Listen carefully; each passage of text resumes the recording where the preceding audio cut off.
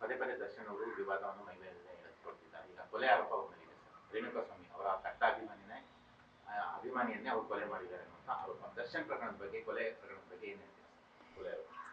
ನೋಡಿ, ಕಾನೂನಿಗಿಂತ ಯಾರು ದೊಡ್ಡವರಿಲ್ಲ.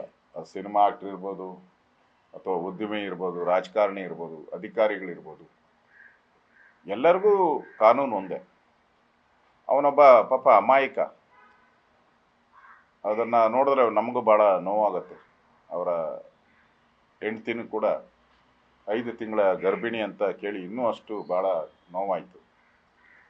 ಬುದ್ಧಿ ಹೇಳಿ ಕಳಿಸ್ಬೋದಾಯಿತು, ಅಥವಾ ಸಂಬಂಧಪಟ್ಟಂಥ ಕ್ರೈಮ್ ಬ್ಯಾಚ್ಗೆ, ಪೊಲೀಸ್ಗೆ ಕಂಪ್ಲೇಂಟ್ ಕೊಟ್ಟಿದ್ರೆ ಪೊಲೀಸರೇ ಬುದ್ಧಿ ಕಲಿಸ್ತಾ ಇದ್ವಿ. ಇನ್ನೆಂದು ಆ ಥರ ಮಾಡ್ದಂಗೆ ಅವ್ರಿಗೆ ಬುದ್ಧಿಯನ್ನು ಕಲಿಸ್ತಾ ಇದ್ರು.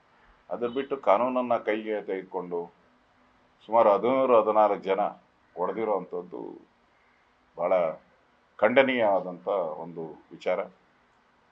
ಈಗಾಗಲೇ ಪೊಲೀಸರು ಬಂಧಿಸಿದಾರಲ್ಲ, 6 ಜನನ ಬಂಧಿಸಿದ್ದಾರೆ. ಕ್ರಮ ತೆಗೆದುಕೊಳ್ತಾರೆ ಅನ್ನೋ ವಿಶ್ವಾಸ ನನಗಿದೆ. ಕಾನೂನಿಗಿಂತ ಯಾರು ದೊಡ್ಡವರಲ್ಲ. ಮತ್ತು ಮಾಧ್ಯಮಕ್ಕೂ ಕೂಡ ಅಲ್ಲಿ ಚಿತ್ರೀಕರಣ ಮಾಡುವಂಥದ್ದಕ್ಕೆ, ಅಲ್ಲಿ ಬರೋವಂಥದ್ದು, ಪೊಲೀಸ್ ಸ್ಟೇಷನ್ಗೆ ಎನ್ಕ್ವೈರಿ, ಇದೆಲ್ಲ ಕೂಡ ಮಾಧ್ಯಮಕ್ಕೂ ಗೊತ್ತಾಗಬೇಕು ಅನ್ನೋದು ನನ್ನ ಅಭಿಪ್ರಾಯ. ಆ ದೃಷ್ಟಿಯಿಂದ ಈ ಘಟನೆಯನ್ನು ನಾನು ಪೊಲೀಸರು ಸರಿಯಾದಂಥ ಕ್ರಮಗಳನ್ನು ತೆಗೆದುಕೊಳ್ಬೇಕು ಅಂತೇಳಿ ಆಗ್ರಹವನ್ನು ಮಾಡ್ತಾ ಇದ್ದೀನಿ.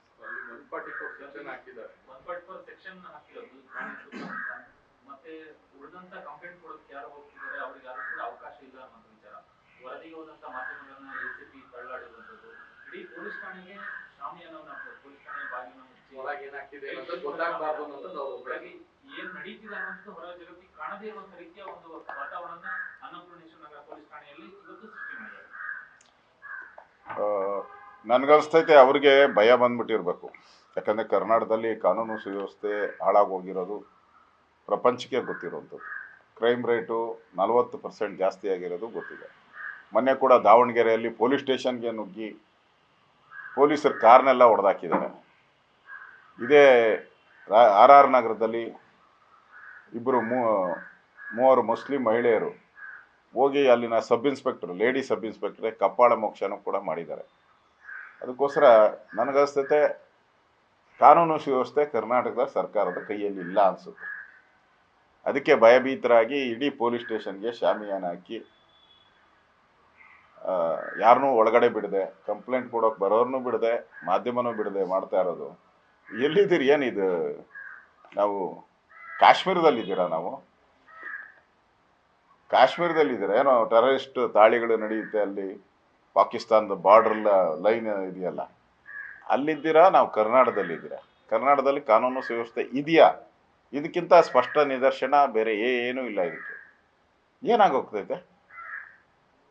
ಪೊಲೀಸರಿಗೆ ಆ ಥರದ ಶಕ್ತಿ ಇಲ್ವಾ? 1 ರಿಸರ್ವ್ ವ್ಯಾನ್ ಅಲ್ಲ ಅಂದ್ರೆ 10 ರಿಸರ್ವ್ ವ್ಯಾನ್ ತರಿಸ್ಕೊಂಡು ನಿಲ್ಸ್ಕೊಂಡ್ಲಿ. ಈಗೇನು ಬೇರೆ ಏನು ಗಲಾಟೆನೂ ಇಲ್ಲಲ್ಲ, ಎಲ್ಲೂ ನಿಲ್ಸ್ಕೊಂಡ್ಲಿ ತಂದು ಬೇಕಾದರೆ. ಆದರೆ ಇದನ್ನು ಚಿತ್ರೀಕರಣ ಮಾಡಬಾರ್ದು, ಈ ಥರ ಏನೋ ಏನಿದೆ ಇದರಲ್ಲಿ? ಅದರಿಂದ ಮಾಧ್ಯಮನ ಹೊರಗಿಟ್ಟಿರುವಂಥದ್ದು, ಮಾಧ್ಯಮದ ಮೇಲೆ ಹಲ್ಲೆ ಮಾಡಿರ್ತಕ್ಕಂಥದ್ದು ಒಳ್ಳೆಯ ನಡವಳಿಕೆ ಅಲ್ಲ. ಇದನ್ನು ಖಂಡಿಸ್ತೀನಿ. ನ್ಯೂಸ್ ಫಸ್ಟ್, ನಿರ್ಭೀತಿಯಿಂದ ನಿಮ್ಮ ಪರವಾಗಿ.